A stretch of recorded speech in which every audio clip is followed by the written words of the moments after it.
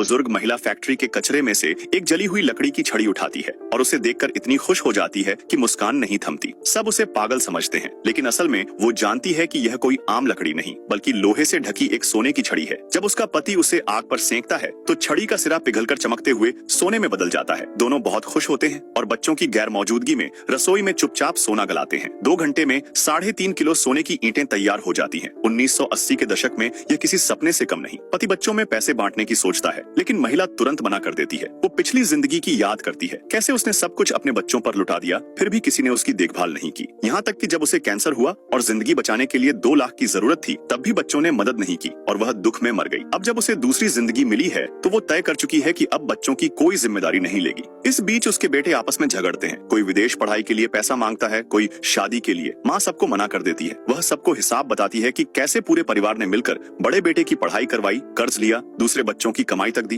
पर जब बेटा कमाने लगा तो कभी एक पैसा नहीं दिया। जब माँ कहती है कि अब बेटा अपनी आधी तनख्वाह घर में देगा तो उसकी पत्नी साफ मना कर देती है। माँ को यह भी पता होता है कि बेटे की सारी तनख्वाह बहू अपने अपनी मायके भेजती है, जैसे बेटे की शादी न होकर सौदा हुआ हो। माँ अब किसी की परवाह नहीं करती। वह तय करती है कि अब वह खुद की जिंदगी जिएगी और इस बार धन, सुख और इज्जत उसके हिस्से